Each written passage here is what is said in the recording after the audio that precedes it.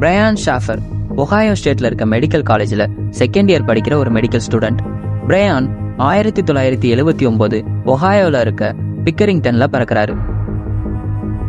பிரையானோட அப்பா ராண்டி, அம்மா Rennie Shaffer.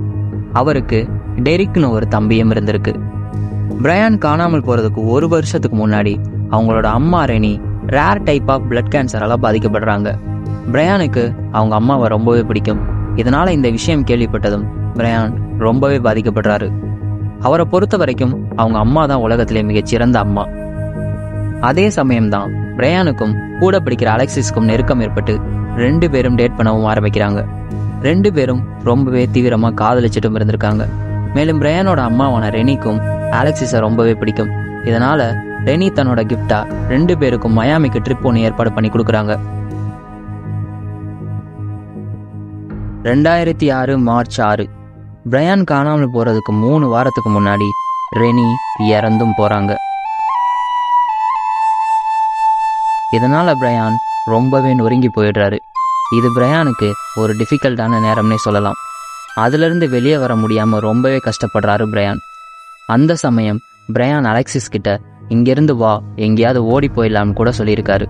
அது விளையாட்டுக்கு சொன்னாரா இல்ல சீரியஸா சொன்னாரான்னு பிரையானுக்கு மட்டும்தான் தெரியும். 1 வாரம் கழிச்சு, அதாவது பிரையான் காணாமல் போறதுக்கு சில நாட்களுக்கு முன்னாடி பிரையான் அலெக்சிஸ் கிட்ட தன்னோட வாழ்க்கை இருண்டு போயிட்டதாகவும் நீ வேற ஆளை பார்த்துக்கோன்னு சொல்லியிருக்காரு. ஆனா அதுக்கு மறுத்து பிரையான் கூடவே தான் இருந்திருக்காங்க அலெக்சிஸ். அது மட்டும் இல்லாம மயாமிக்கு போறதுக்கும் பிளான் பண்ணியிருக்காங்க. அந்த சமயம் தன்னோட ஃபைனல் எக்ஸாமினேஷனுக்காக பல நைட் சரியா தூக்கம் இல்லாம ப்ரிப்பேர் பண்ணி ரொம்பவே ஸ்ட்ரெஸ்லையும் இருந்திருக்காரு பிரையான். இதனால பிரையானோட இந்த ட்ரிப் அவரோட ஸ்ட்ரெஸ்ஸை குறைக்க ரொம்பவே அவசியமான ஒன்றா இருந்துச்சு. மார்ச் 31 பிரையான் தன்னோட அப்பா கூட டின்னர் சாப்பிட்டுட்டு இருக்கும்போது தான் அலெக்சிஸ் கூட மயாமி போறதாகவும் மேலும் அங்க வச்சு ப்ரொபோஸ் பண்ண போறதாகவும் சொல்லியிருக்காரு. தன்னோட வாழ்க்கையில அடுத்த கட்டத்துக்கு போறதுக்கு இதுதான் சரியான நேரம்னு சொல்லி இந்த முடிவை எடுத்திருக்காரு பிரையான். அதோட பிரையான் தன்னோட பிரதரையும் அவரோட கேர்ள் ஃப்ரெண்டையும் அக்லி டூனா சலூனான்ற பார்ல நடக்கிற காமெடி ஷோவை பார்க்க தன்னோட வந்து ஜாயின் பண்ணிக்கிற சொல்லியிருக்காரு. அப்படி அங்க போனதுக்கு அப்புறம் அந்த ஷோ முடிய ரொம்ப நேரம் ஆனனால பிரையானோட பிரதரும் அவரோட கேர்ள் ஃப்ரெண்டும் ரொம்ப டயர்டா இருக்கதா சொல்லி அங்கிருந்து கிளம்பியிருக்காங்க. அதுதான் டெரிக்கும் பிரையானும் பேசிக்கிட்ட கடைசி கான்வர்சேஷன். அன்னைக்கு நைட்டு டின்னர் முடிச்சதுக்கு அப்புறம் இரவு 9 மணி அளவுல பிரையான் தன்னோட ஃப்ரெண்டான வில்லியம் கிளின்ட்டை மீட் பண்ணியிருக்காரு. அந்த 2 பேரும் அன்னைக்கு கொலம்பஸ் யூனிவர்சிட்டி டிஸ்ட்ரிக்டை சுற்றி இருக்கிற எல்லா பார்லையும் போய் ஒரு ஷாட் குடிக்கலாம்னு பிளான் பண்ணி கிளம்பியிருக்காங்க. அப்படி போன அவங்க முதல்ல அக்லி டூனா சலூனான்ற பார்ல இருந்து ஸ்டார்ட் பண்றாங்க. அப்பதான் நைட்டு 10 மணி அளவில் பிரையானுக்கு அலெக்சிஸ் கிட்ட இருந்து கால் வருது. அதுல மயாமி ட்ரிப் போறதுக்கு முன்னாடி தன்னோட பேரண்ட்ஸை பார்த்துட்டு போக டொலெடோக்கு வந்திருக்கதா சொல்லியிருக்காங்க. அப்ப அலெக்சிஸை மண்டே மார்னிங் மீட் பண்றதா கன்ஃபார்மும் பண்ணியிருக்காரு பிரையான். அப்பதான் மிட் நைட் கிளின்ட் தன்னோட இன்னொரு ஃப்ரெண்டான மெரிடித்தை கால் பண்ணி தங்களோட வந்து ஜாயின் பண்ண சொல்லி கூப்பிட்டுருக்காரு. அப்படி அங்க வந்த மெரிடித் மறுபடியும் அவங்கள அக்லி டூனா சலூனாக்கு கூட்டிட்டு போயிருக்காங்க. அவங்க அங்க வரும்போது மணி இரவு 1:15. மேலும் அங்க இருந்த சிசிடிவில அவங்க 3 பேரும் எஸ்கலேட்டர் வழியா செகண்ட் ஃப்ளோர்ல இருக்க அந்த பாரோட என்ட்ரன்ஸ்க்கு வரதும் ரெக்கார்ட் ஆயிருக்கு. உள்ள போன அவங்க அங்க கிளின்ட்டோட ஸ்டூடெண்ட்னு சொல்லி 2 பொண்ணுங்களை மீட் பண்ணியிருக்காங்க. மேலும் அங்க இருந்த செக்யூரிட்டி கேமரால நைட்டு 1:55 மணி அளவுல அந்த பாருக்கு வெளியே பிரையான் அந்த 2 பொண்ணுங்க கூட பேசிட்டு இருக்கதும் ரெக்கார்ட் ஆயிருக்கு. இதுதான் அந்த கேமரால இருந்த பிரையான் ஷாஃபரோட கடைசி ஃபுட்டேஜ். மேலும் அந்த கேமரா பாரோட என்ட்ரன்ஸை முழுசா கவர் பண்ணாம இருந்தனால போலீஸால பிரையான் எப்ப திரும்ப உள்ள போனாருன்னு உறுதியா சொல்ல முடியல. இரவு 2 மணி அந்த பார் க்ளோஸ் பண்ற அந்த டைம்ல தான் கிளின்ட்டும் மெரிடித்தும் பிரையான் அவங்க கூட இல்லைன்றதே உணர ஆரம்பிக்கிறாங்க. உடனே கிளின்ட் பிரையானுக்கு கால் பண்ணி பார்க்குறாரு. ஆனா எந்த பதிலும் இல்லை. மேலும் அங்க இருக்க பாத்ரூம் முதற்கொண்டு எல்லா இடத்துலையும் தேட ஆரம்பிக்கிறாங்க. ஆனா எங்க தேடியும் பிரையான் எங்கேயும் இல்லை. அது மட்டும் இல்லாம அந்த பார் க்ளோஸ் பண்ற வரைக்கும் வெளியே பிரையானுக்காக வெயிட் பண்ணிட்டு இருந்திருக்காங்க கிளின்ட்டும் மெரிடித்தும். ஆனா பிரையான் வெளியே வரவே இல்லை.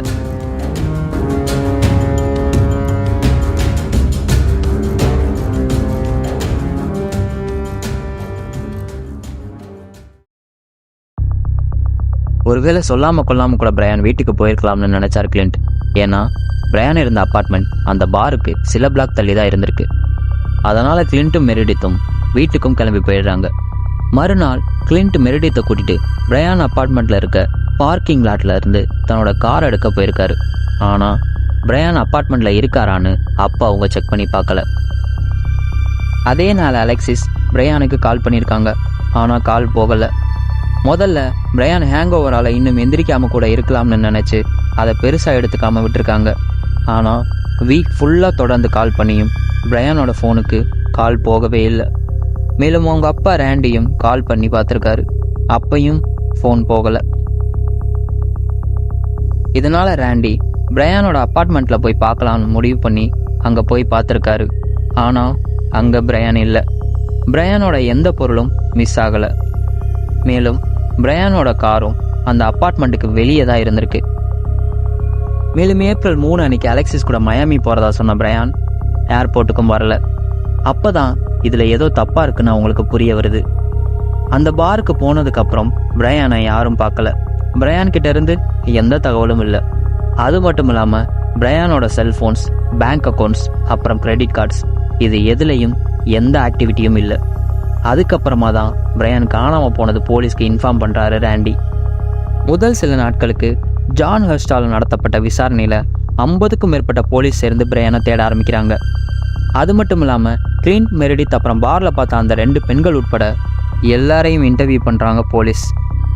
கிளின்ட்டை பொறுத்த வரைக்கும் பிரையான் அன்னைக்கு பாருக்குள்ளே திரும்ப வந்ததாக சொல்லியிருக்காரு. ஆனால் அதுக்கப்புறம் அந்த கூட்டத்தில் பிரையான் எங்கே போனார்னு பார்க்க முடியலன்னு சொல்லியிருக்காரு. மேலும் போலீஸ் கிளின்ட்டுக்கிட்டையும் மெரிடித்துக்கிட்டையும் லை டிடெக்டர் டெஸ்ட் பண்ணி பார்க்கணும்னு சொல்லியிருக்காங்க. அதுக்கு மெரிடித் ஒத்துக்கிட்டாங்க. ஆனால் கிளின்ட் அதுக்கு மறுத்திருக்காரு. அது மட்டும் இல்லாமல் போலீஸ்கிட்ட பேச விருப்பம் இல்லைன்னு சொல்லி ஒரு லாயரையும் ஹையர் பண்ணியிருக்காரு கிளின்ட். அதே நேரம் போலீஸ் அந்த ஏரியாவில் இருக்க எல்லா பார்ஸ், ஹாஸ்பிட்டல்ஸ், ஹோட்டல்ஸ் எல்லாத்துலேயும் தேட ஆரம்பிக்கிறாங்க. அது மட்டும் இல்லாமல் அந்த பாரை ஒட்டி இருக்க எல்லா குப்பைத்தொட்டிலையும் தேடி பார்த்துருக்காங்க. மேலும் மோப்பனாய் உதவியோட பிரையானோட பாடியாவது கிடைக்குமான்னு தேட ஆரம்பிக்கிறாங்க. ஆனால் பிரையானை பற்றி எந்த தடயமும் கிடைக்கல. பிரையான் மர்மமான முறையில் மறைஞ்சு போயிட்டாரு. அந்த சமயம் ஒகாயோ சிட்டியில் செக்யூரிட்டி கேமராஸ் அவ்வளவா இல்லை. இருந்தாலும் கண்டிப்பாக ஏதாவது பிரையானை பற்றி தடயம் கிடைக்கும்னு நம்பிக்கையாக இருந்தாங்க போலீஸ். அப்போ தான் அந்த பாரோட என்ட்ரன்ஸில் இருக்க சிசிடிவியை செக் பண்ணி பார்க்குறாங்க. அதில் அந்த 3 ஃப்ரெண்ட்ஸும் 1:15 மணி அளவில் எஸ்கலேட்டர் வழியாக செகண்ட் ஃப்ளோரில் இருக்க பாருக்கு வர்றதும் திரும்ப 2 மணி அளவில் கிளின்ட்டும் மெரிடித்தும் மட்டும் வெளியே போகிறதும் ரெக்கார்ட் ஆயிருக்கு. அந்த பாரோட எமர்ஜென்சி எக்ஸிட்டில் இருக்க கேமராலையும் பிரையானோட எந்த ஃபுட்டேஜும் இல்லை. சொல்லப்போனால் பிரையானை தவிர அந்த பார் உள்ளே போன எல்லாரோட ஃபுட்டேஜும் இருந்திருக்கு. ஒருவேளை அந்த கேமராவோட பிளைண்ட் ஸ்பாட்னால கூட பிரையான் அதில் ரெக்கார்ட் ஆகாமல் வெளியே போனதாக வச்சுக்கிட்டாலும் அந்த பார்ல இருந்து அவரோட அப்பார்ட்மெண்ட் போகிற வழியில் சில செக்யூரிட்டி கேமராஸ் இருக்குது. அதுலேயும் எப்படி பிரையான் பற்றின எந்த ஃபுட்டேஜும் இல்லாமல் போச்சு. பிரையானோட மிஸ்ஸிங் பர்சன் போஸ்டர் அந்த ஏரியாவை சுற்றி எல்லா இடங்களையும் ஒட்டப்பட்டுச்சு. மேலும் ரேண்டி பிரையானை கண்டுபிடிக்க பப்ளிக்கோட உதவி கேட்டு ஒரு வெப்சைட்டையும் ஆரம்பிக்கிறாரு. அதில் பல பேர் பிரையானை பல இடங்களில் பார்த்ததா சொல்லியிருக்காங்க. சில பேர் பிரையான் கொலை பண்ணப்பட்டிருக்கலாம்னு சொன்னாங்க. இன்னும் சில பேர் பிரையான் ஓடி கூட போயிருக்கலாம்னு சொன்னாங்க. ஆனால் இந்த இன்ஃபர்மேஷனுக்கான எந்த ப்ரூஃபும் யாருக்கிட்டேயும் இல்லை. பல மாதங்களாக பிரையானோட ஃபேமிலி மெம்பர்ஸ் பிரையானை விடாமல் தேடவும் செய்கிறாங்க. அதில் டெரிக்கும் அலெக்சிஸும் பிரையானுக்கு ஒரு தடவையாவது ஃபோன் போயிடாதான்னு தொடர்ந்து பிரையானோட ஃபோனுக்கு கால் பண்ணிட்டேவும் இருந்திருக்காங்க. அப்போ தான் 2006 செப்டம்பர் அன்னைக்கு நைட்டு வழக்கம் போல் அலெக்சிஸ் கால் பண்ணி பார்க்கும்போது பிரையானோட ஃபோனுக்கு கால் போகவும் செய்யுது. 3 ரிங் போனதுக்கப்புறம் அந்த ஃபோன் கட் ஆகவும் செய்யுது. அந்த சமயம் பிரையானோட ஃபோனில் ஜிபிஎஸ் கூட ஆஃபில் தான் இருந்திருக்கு. மேலும் அந்த ஃபோன் ஹிலியாட்டுன்ற டவுன் பக்கத்தில் இருக்க ஒரு செல் டவரால் லொக்கேட் பண்ணப்பட்டிருக்கு. ஆனால் துரதிர்ஷ்டவசமாக பிரையானோட செல் கம்பெனி அது கம்ப்யூட்டரில் ஏற்பட்ட தொழில்நுட்ப கோளாறுனால தான் அப்படியானதா ஸ்டேட்மெண்ட் சொல்லியிருக்காங்க. பிரையான் காணாமல் போன சில மாதத்துக்கு அப்புறம் யாரோ ஒரு மர்ம நபர் பிரையானோட அப்பார்ட்மெண்ட்டை உடைச்சி உள்ளே புகுந்திருக்காரு. ஆனால் அந்த நபருக்கும் பிரையான் காணாமல் போனதுக்கும் எந்த சம்மந்தமும் இல்லைன்னு பின்னாடி தெரிய வருது. இந்த கேஸ் கொஞ்சம் கொஞ்சமாக கோல்ட் கேஸாக மாறிட்டு வந்தாலும் இந்த கேஸோட இன்ட்ரெஸ்ட் குறையாம தான் இருந்திருக்கு. பிரையான் காணாமல் போய் 2 வருஷத்துக்கு அப்புறம் கூட பிரையானை பற்றின எந்த தடயமும் போலீஸ்க்கு கிடைக்கல. இருந்தாலும் அவங்க இன்வெஸ்டிகேஷனை நிறுத்தலை. மேலும் பிரையானை பற்றின தகவல் சொல்கிறவங்களுக்கு $25,000 தர்றதா ஆஃபரும் பண்ணுறாங்க. இதில் சோகமான விஷயம் என்னன்னா, அதே வருஷம் பிரையானோட ஃபாதர் ராண்டி ஒரு கார் ஆக்சிடெண்ட்டில் இறந்தும் போகிறாரு. 2 வருஷத்துக்குள்ள தன்னோட அம்மாவையும் அப்பாவையும் அண்ணனையும் இழந்து தனி மரமாக நின்னாரு டெரிக். அப்போதான் ராண்டி இறந்த சில நாட்களுக்கு பிறகு பிரையானை தேட தொடங்கப்பட்ட வெப்சைட்டில் ராண்டியோட இரங்கல் செய்தியும் போஸ்ட் பண்ணப்படுது. அதில் பல பேர் ஆன்லைன் வழியாக ராண்டிக்கு அஞ்சலி செலுத்தினாங்க. அதில் ஒரு மெசேஜ் குறிப்பிட்டு பார்க்கப்பட்டுச்சு. ஏன்னா அதில் dad I love you, love Brian, US virgin ஐலாண்டுன்னு போடப்பட்டிருந்துச்சு. பிரையானோட கனவு அந்த ஐலாண்டில் போய் செட்டில் ஆகிறது தான். அது மட்டும் இல்லாமல் அங்கே போகிறதுக்கு எந்த பாஸ்போர்ட்டும் தேவையில்லை, வெறும் ஃபோட்டோ ஐடி மட்டும் போதுமானது. இதனால் அந்த மெசேஜை ட்ரேஸ் பண்ணி அந்த இடத்துக்கு போன போலீஸ் அந்த மெசேஜை அனுப்புனது பிரையான் இல்லைன்றதையும் கண்டுபிடிக்கிறாங்க. அது மட்டும் இல்லாமல் இப்படி மெசேஜ் வர்றது இது முதல் தடவையும் இல்லை. 2018 பிரையான் காணாமல் போனதாக சொல்லப்பட்ட அக்லி டூனா சலூனா பார் க்ளோஸ் பண்ணவும் படுது. 2020 டியூவானான்ற இடத்துல ஆதரவற்ற ஒரு நபர் ரோட்டில் சுற்றிட்டு இருக்கதா ஃபோட்டோ ஒன்று ஆன்லைனில் உலாவருது. மேலும் அந்த இமேஜை வெரிஃபிகேஷன் பண்ண சொல்லி FBI-க்கும் அனுப்பப்படுது. FBI ஃபேஷியல் ரெகக்னைசேஷன் சாஃப்ட்வேரை யூஸ் பண்ணி பார்க்கும்போது அது பிரையான் இல்லைன்னு தெரிய வருது. பிரையான் காணாமல் போய் 15 வருஷம் கழித்து ஒஹாயோ போலீஸால் பிரையான் அப்போ பார்க்க எப்படி இருப்பாருன்னு சொல்லி ஒரு ஃபோட்டோவும் ரிலீஸ் பண்ணப்படுது. ஏன்னா பிரையான் காணாமல் போகும்போது அவருக்கு வயசு 27. காணாமல் போய் 15 வருஷம் ஆனனால இப்போ பிரையான் வயதான தோற்றத்தில் கூட இருக்கலாம்னு அந்த ஃபோட்டோவை ரிலீஸ் பண்ணியிருக்காங்க. மேலும் இது மூலமாக ஏதாவது தகவல் கிடைக்கும்னு நம்பினாங்க போலீஸ். அது மட்டும் இல்லாமல் ரிவார்டு அமௌண்ட்டும் $25,000 $1,00,000 உயர்த்தப்பட்டுச்சு. ஆனால் அப்போ கூட பிரையானை பற்றின எந்த தகவலும் போலீஸ்க்கு கிடைக்கல. பிரையானோட இந்த கேஸில் பல தியரிஸ் முன்வைக்கப்பட்டுச்சு. அதில் சில பேர் தன்னோட லைஃப்பில் ஏற்பட்ட ப்ரெஷர் தாங்க முடியாமல் பிரையான் ஓடி போயிட்டதா சொன்னாங்க. சில பேர் பிரையான் தன் உயிரை தானே எடுத்திருக்க வாய்ப்பு இருக்கிறதா கூட சொன்னாங்க. ஆனால் இந்த எந்த தியரியும் நிரூபிக்கிற மாதிரி எந்த ஆதாரமும் இல்லை. ஏன்னா பிரையான் நல்ல கிரேடில் பாஸ் பண்ணியிருக்காரு, அவருக்கு நல்ல ஃபேமிலியும் இருந்திருக்கு, அன்பான கேர்ள் ஃப்ரெண்டும் இருந்திருக்கு. அது மட்டும் இல்லாமல் அன்னைக்கு நைட் அலெக்சிஸ் கிட்ட மயாமி போகிற பிளானை கன்ஃபார்மும் பண்ணியிருக்காரு பிரையான். அப்படி இருக்கும்போது சடனாக தன்னோட மைண்டை மாற்றிக்கிட்டு எப்படி தன்னோட உயிரை தானே எடுத்திருக்க முடியும்? ஒருவேளை அப்படி பண்ணியிருந்தாலும் கூட பிரையானோட பாடி எங்கே போச்சு? அப்படி இல்லாமல் ஒரு புது லைஃப்பை ஸ்டார்ட் பண்ண நினச்சிருந்தா ஏன் அவர் அக்கௌண்ட்டில் இருந்த எந்த பணத்தையும் எடுக்கலை? ஈவன் அவரோட கிரெடிட் கார்டை கூட எங்கேயும் யூஸ் பண்ணலை. முக்கியமாக அவரோட ட்ரிப்புக்காக எந்த பேக்கிங்கும் பண்ண மாதிரி தெரியலை. அப்படி ஓடி போகிறதா இருந்தால் கண்டிப்பாக சில முக்கியமான பொருட்களையாவது தன்னோட எடுத்துகிட்டு போவாங்க. ஆனால் பிரையானோட எல்லா பொருட்களும் அவரோட அப்பார்ட்மெண்ட்டில் தான் இருந்திருக்கு.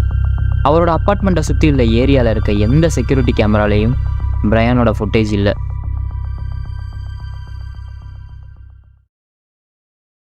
பிரையான் தன்னோட துணியை சேஞ்ச் பண்ணிவிட்டு அந்த பார்லேருந்து போனதாக வச்சுக்கிட்டாலும் அந்த துணியெல்லாம் எங்கேருந்து பிரையானுக்கு கிடைச்சது?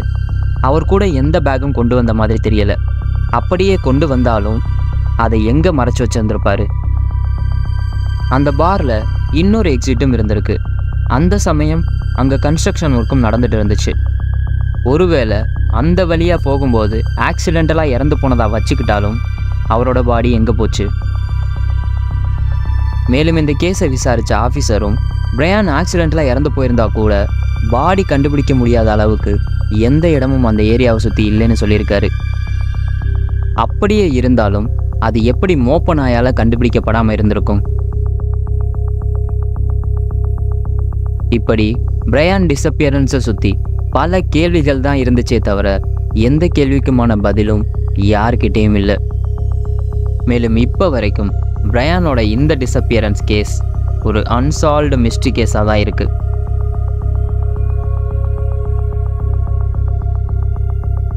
இந்த வீடியோ பற்றி நீங்கள் என்ன நினைக்கிறீங்கன்னு உங்களோட கமெண்ட்ஸை கமெண்ட் பாக்ஸில் மென்ஷன் பண்ணுங்கள்.